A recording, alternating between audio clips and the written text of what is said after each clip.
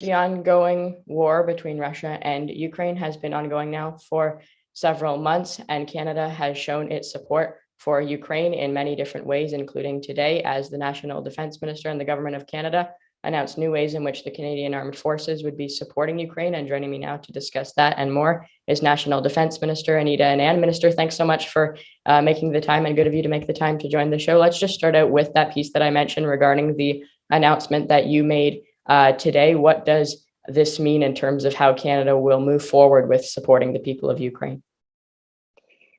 So, Wyatt, thanks for having me on your show. Since 2015, the Canadian Armed Forces have trained over 33,000 members of the Ukrainian Army. And that is a, an objective that we take very seriously. Our role in training and our support for Ukraine and the broader international rules-based order. And so what we announced today was restarting large-scale training under Operation Unifier, that training mission. And we are going to be sending up to 225 members of the Canadian Armed Forces to the United Kingdom to train new recruits to the Ukrainian army. So this is a very important and exciting moment because it really marks the restart of large-scale training under Operation Unifier, but it also represents another facet of our military aid. We've committed over $600 million in military aid, and I can discuss this with you if you like, but we're very committed to Ukraine, and we stand shoulder to shoulder with them. And obviously, this is just one of many announcements that the Canadian government has made as it relates to support for Ukraine. Obviously, when the conflict first started, there was announcements as well, and there's been announcements on various things throughout the months of the conflict in Ukraine. How can Canada work with some of its other NATO counterparts in particular to show their support for Ukraine? And I mean, what may be what may needed to be done in order to show Russia that NATO does stand with Ukraine? Well, listen, Canada is a very committed member of the NATO alliance. And so while we have been donating multiple types of aid to Ukraine, military, economic, humanitarian aid, as well as imposing sanctions against Russia, we are also working with our NATO allies to ensure that we are acting in a cooperative and a collaborative manner in terms of supporting Ukraine in its time of need. Canada is part of the Ukraine Defense Contact Group. This is a group of countries, over 40 countries, in fact, that gets together about every month or so to coordinate in the area of military aid.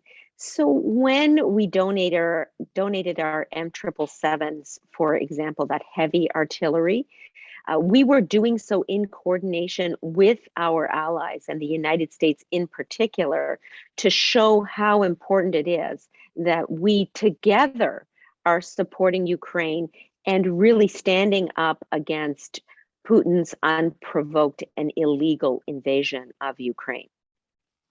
And you mentioned sanctions. I know this is something that would kind of fall, you and Minister Jolie, the Foreign Affairs Minister, would work on this together. But as it relates to the sanctions that the government of Canada has imposed against Russia, obviously there's been a little bit of concern these past few days as it relates to a turbine that the Canadian government, some people are saying, waived a sanction as it relates to that in order to allow gas to continue flowing. So, I mean, what would you say to people who maybe now are a little bit concerned with regards to that, and how can you show them that Canada does still stand unequivocally with Ukraine?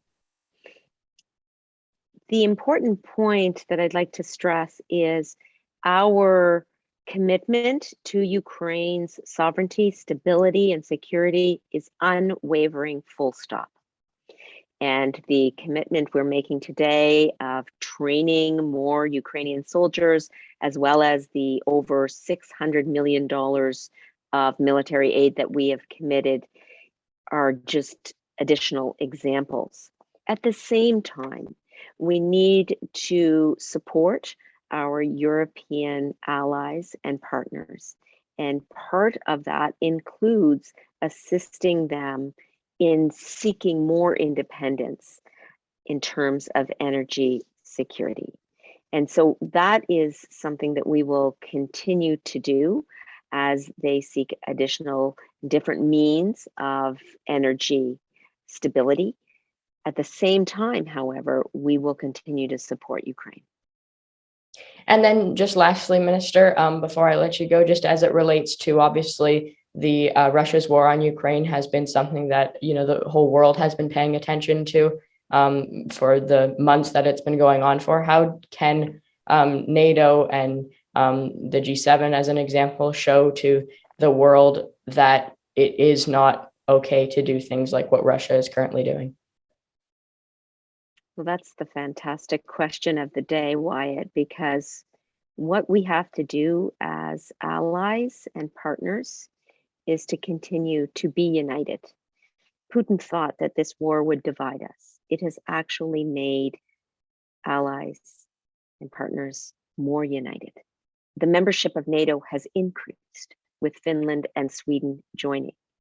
We will continue to be united and be cooperative and collaborative in order to support Ukraine stability in this time of need. But rest assured, it's not just Ukraine's sovereignty that is at issue.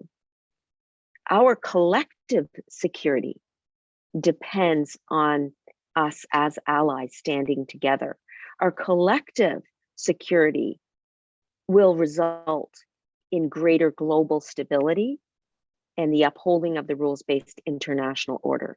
So it's absolutely crucial. This is an issue for us all in terms of global peace and stability. And so I'm so glad you asked that question, because Canada, for its part, will stand with Ukraine in the short and the long term.